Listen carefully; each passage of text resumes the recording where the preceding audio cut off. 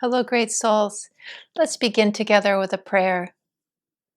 Heavenly Father, Divine Mother, friend, beloved God, great masters of self-realization, Jesus Christ, Babaji Krishna, Lahiri Mahashaya, Swami Sri Yukteswar, and Paramahansa Yoganandaji, saints of all religions, friend and guide Swami Kriyananda, we humbly bow to you all.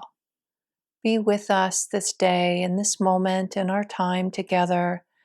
Help us to expand our understanding, to feel thy divine wisdom shining within us, clarifying our journey, our next steps, and helping us to feel the support of thy loving grace.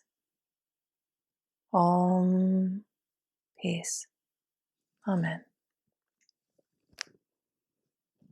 Okay, dear souls. So today we're focusing on step 7 in yoga and the 12 steps. And 7 is about the qualities of humility and grace. And in particular, it's about how to bring grace more fully into our lives to work with those things that are challenging us. So the preceding steps have been this journey towards this moment where we're looking honestly at our life today. We're looking at it in this moment where we stand and recognizing what seems to be blocking us from realizing our higher self, our higher truth. So it can be habit patterns, it can be thought patterns, it can be actions, behaviors that we feel very clearly are not serving us. They're not serving us. So in step 6, the practice is we become entirely ready to have this transformed, to have this changed. That's the affirmation and the practice.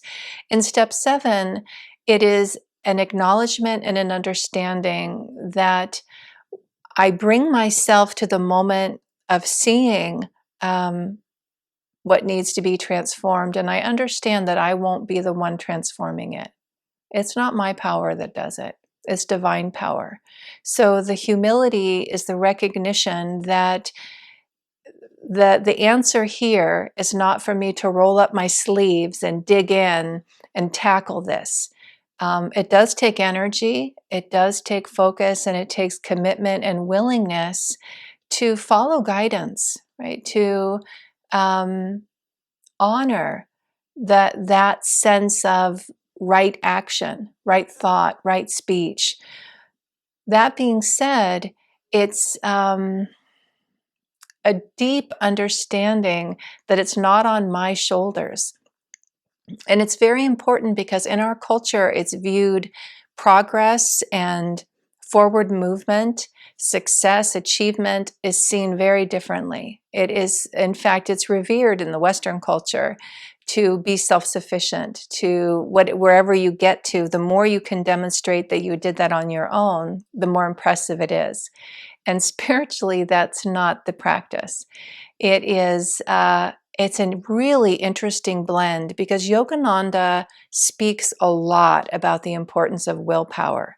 So he's very, very clear in the teachings that moving the path of self-realization is one of dynamic will, dynamic energy, dynamic commitment of the self, and toward receptivity of grace, toward receptivity of divine energy, toward receptivity of teachers, and ultimately in the practice of yoga and Ananda yoga, the receptivity of the masters. Just to recognize the masters can help me realize my own highest self. So there's this progression of practice and relationship. In step 5, we were talking about intimacy and learning to work with trusted guides and teachers and divine friends. And we're building that practice is building toward a healthy reliance on God. It's not passive. It's not, well, I'll just hang back now and you do it. But at the same time, yeah, it's difficult to talk about. It's difficult to articulate clearly what it looks like and what it feels like. So I will say a story comes to mind when I was getting ready for today, and this is a story from Devarshi, who's the head of the monks in India. And he was talking about the power of Kriya Yoga, which in Ananda Yoga is the meditation technique that Yogananda brought to the West. And it's the highest practice of meditation that we practice at Ananda. And Devarshi was talking about a challenge that he was talking about the power of Kriya and Kriya practice, meditation and spiritual life, right? And so what he was saying is that there was a challenge he had faced personally. He had worked on for about 10 years, really worked on it, done everything that seemed reasonable to change this difficulty, this challenge. He didn't identify what it was. It wasn't important, right? What was important is that he had worked on this personal challenge, something he felt was holding him back and just getting in the way of him progressing. And after 10 years, he laid it at God's feet and just said, I mean, basically, I've done everything I can do. I am willing to have this not in my life. I don't know what else I can do. And there was in that, and in that surrender of it, he felt like I'm going to dedicate what I can do now is I'm just going to dedicate myself to my Kriya practice, my spiritual life, and give it to you, God, right? Like, I don't know what else to do to have this transformed. I know it's not serving me. It feels that my life and my spiritual life would be better without it, but I can't change it. I can't change it. And so what he found, to his great surprise, is that months later, it transformed and was removed and gone after 10 years of dedicated personal effort to transform this with no sign of progress. Once he laid it at God's feet, just accepting this is with me for life, he got to the point of saying, well, what else can I do? So I'm going to be, I'll dedicate to my spiritual life, and that's the best that I can do. And what he realized in that is he let God do it. That he had no idea that, his own personal effort to change and transform, which was making no progress, was preventing the grace from coming in and changing it. I mean, it was a surprise, and he was sharing it with all of us, in part to talk about the transformative power of Kriya, and also this right relationship with the divine, and understanding, right, that it's self-offering. We keep coming to a place with dynamic will, dynamic energy, dynamic strength. And this is what I find in yogis at Ananda. All of these qualities, very dynamic, very strong. And in that strength, a dedication to offer themselves to God, to offer their life to divine grace, to offer themselves to correction with teachers if that's needed, for guidance. It's a beautiful blend of being very strong in the self. I think I've talked about this before, that Swami Kriyananda, when asked, what's the most beneficial yoga posture, said, standing on your own 2 feet. That posture that allows you to stand on your own 2 feet. So it's very interesting balance between this energy. Well, in yoga, we talk about it in masculine and feminine energy, which is not aligned with gender. I mean, it does tend to be that you can see more masculine energy with a male gender, but we don't look at it that way in yoga. Yoga, it is the quality of the sun and an outward manifestation and a movement forward in a direction of strength and manifestation. It's kind of outward manifestation, where moon is receptive. Moon is which we associate, it's a feminine quality in yoga. We say that the moon is receptive and reflective, and the quality of listening. So it's very, very important when we're talking about a relationship with God to have that moon, to be able to receive, to welcome, to be guided. There's a famous story of a woman saint in India who was, I think it's called Nagi, and a Nagi Swami doesn't wear clothing, so I may not have the word exactly right, but she was a Nagi Swami, which was pretty, and this was, I don't know if it was the 1800s, it was a long time ago, where it was startling, right, to have this woman who didn't have any clothing. And she was, and so a man had challenged her about that. And she had said, aren't we, she was really holding a teaching in yoga that the divine principle of the masculine energy, that all of us before God are feminine. All of us are feminine. Because in the right practice and principle of yoga, we recognize with humility what we are aspiring toward: God realization, self-realization. And that cannot be my own effort alone to get there. That is not a sun. I need the sun energy to be dedicated to my practice, and I need the moon energy to receive grace to transform. So this, as we're practicing and looking at this principle of humility and grace, part of what it is to look within yourself and ask the question, is there anything that I'm trying too hard myself to change? And am I finding myself critical and judgmental because I can't do it? And am I kind of getting bogged in this place of, I've decided this is something that should be different. I've decided this is something that's not useful on my path. And then I'm either putting out a lot of energy to make it different myself and feeling like a failure when I can't. Yeah, so that's kind of like when I'm not practicing this principle.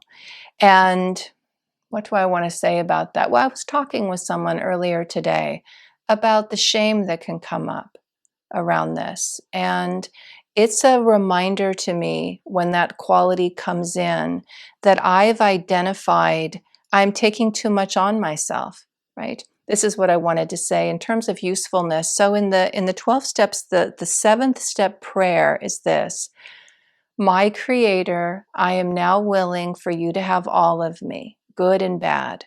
I pray that you remove from me every single defective character which stands in the way of my usefulness to you and my fellows. Grant me strength as I go out from here to do thy bidding. That prayer of remove from me every single defective character which stands in the way of my usefulness. If something isn't removed, perhaps it's useful. How do I know? How do I know? Right? The one thing I've really learned in service and teaching and supporting others is there are aspects of my life that if I could have edited them out and not have them part of my journey, I would have, but I couldn't. And often, many of those things that certainly seemed like, boy, it would have been better if that wasn't part of my life, have been very useful for other people. They've been very useful in teaching. God's been able to use that to help me connect with other people, to in my journey of growing through that. I've had more that I can share because of it. So the things that I might decide are a problem, they might be, I don't know. I mean, that's part of step 7, is I give that to God. I've done my best. I've done a self-evaluation, the practice of introspection. I know the teachings. I look at my life and say, seems like I would be doing better if this wasn't there, whatever this is. And then God, you decide. You decide if that's true. You decide how it will be removed, when it will be removed. And my prayer is to be useful. My practice is to be willing. And that's what Devarshi was doing, right? He'd done everything he can. I'm sure there was, well, I can't say I can imagine there was great good in the willingness, in the effort to move forward. Yet he was really sharing with us that the understanding of it is grace that transforms us. It is grace that heals us. And those practices that align us with grace are the practices that we want to be giving our energy to. Those are the things that awaken us. Those are the things that are of the most importance for us in our journey. And that's really where step 7 and the practice of humility and grace comes in. So whenever I feel burdened, I recognize I'm carrying something, right? That the journey of what I would say, my experience of attunement, we've talked about attunement before, is it's not burdensome. It's not burdensome. So if I feel burdened, there's something off for me. And I might feel tired. I could feel physically tired. Burdened is different. Burdened is a heavy carrying of something that's really not mine. Why am I carrying that? And yes, life does feel challenging at times. It does. The world we're in right now is full of so much going on. There's so much going on. So to be walking each day with a sense of lightness, with a sense of joy, with a sense of hope, these are divine qualities. This is divine grace, and humility is the pathway to receive it, right? Once a week, I take a day of seclusion. And in the day, Yogananda, one of his famous quotes is that seclusion is the price of greatness. And seclusion in the Ananda practice, we take time to be alone with God. And there's various ways that it looks like. Many go away for a period of time of seclusion for a week or longer. Once a year, it's recommended to try and take an extended period of seclusion. For what I have found in my life is that a day of seclusion once a week is very, very beneficial for me. And there's a couple of things that happen in that practice. Related to this topic, one of the most important things is it's a reminder for me that I am not running the show. I am not running the show of my own life. I'm not running, and what I really mean by that is I'm not responsible for it energetically. So literally, sometimes I'll just say to myself, with a smile, because I don't really think that I'm organizing the planets, but I will say it's nice to know that I can spend a day without thinking about all these other realities, and they manage to be okay. How is that? Because something greater is in charge. And that for me is a way of trusting God, of trusting the divine. Really, this as well, trusting timing. If there's something in my life that I feel like, wow, it sure seems like it would be better. Maybe it's diet. I was talking, I think, last week about someone, they really got to a point where they were ready to change their diet, but it took them a long time to get there. And it's easy before we're ready for that moment of yes to feel like, well, it should be yes. And step 6 is I'm willing, I'm open. And 7 is you decide the timing. You decide the timing. There can be value in seeing something that's challenging and offering it up, and living in that place of not being in charge of it, which is not easy. It's not easy to not be in charge of those things. I'm reminded in this moment of a doctor who was a physician in the early time of the AIDS epidemic. And he worked with AIDS patients. And early in the epidemic, the death rate was just unbearably high, the mortality rate. I mean, they just didn't know what to do at all. And his work was constantly encountering a sense of not being able to save people. He couldn't save them. And at a certain point, he was so discouraged by it and really questioning the value of his work. And is this really what he's meant to be doing? I mean, all he's doing is, wasn't a small thing, but it felt small to him. Like, what am I doing? I'm just compassionately being with people as they die. And one night, at his practice, his spiritual practice, was for every patient who died at night, he would light a candle for them.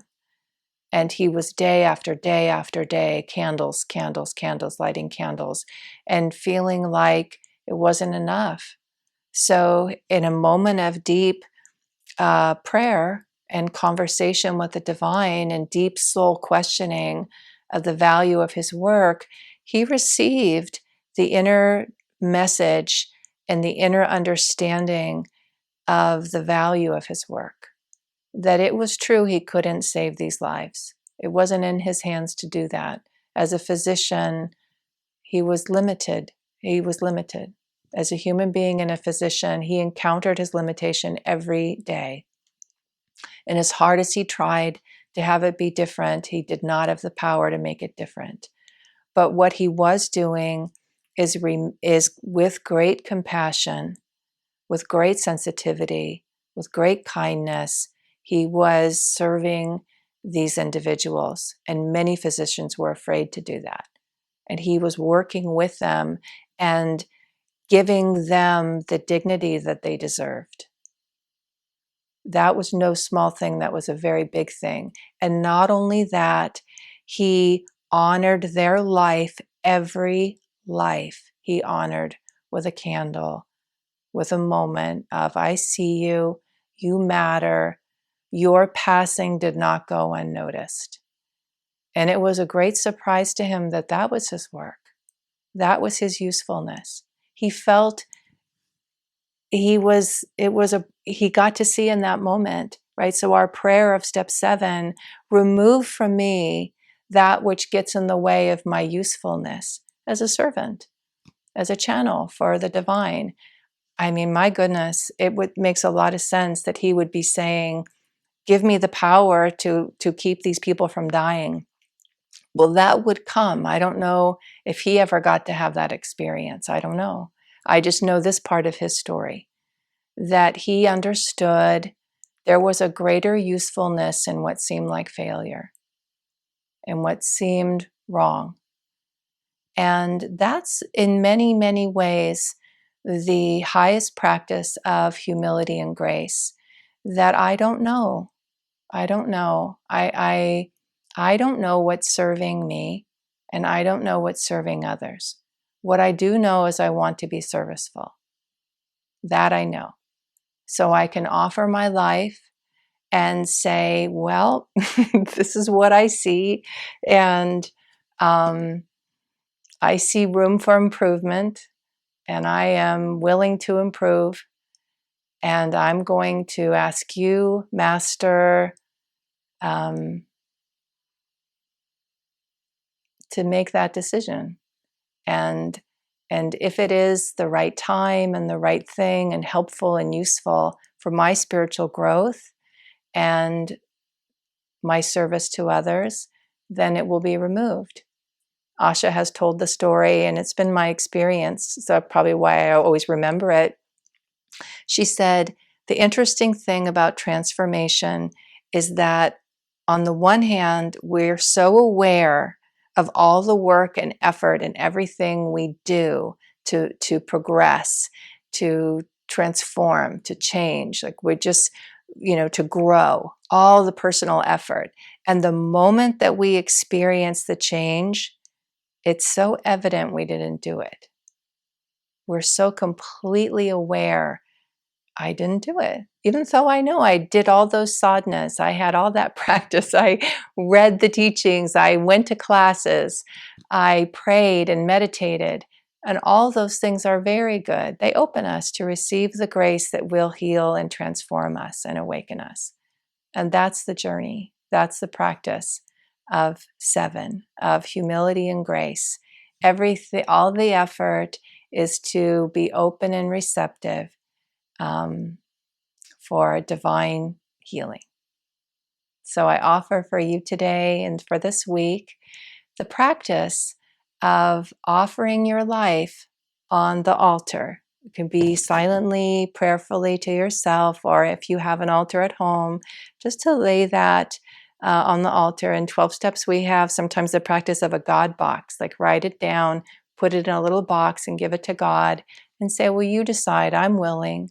You decide what's needed. I'll trust you. Wishing you a beautiful day, great souls.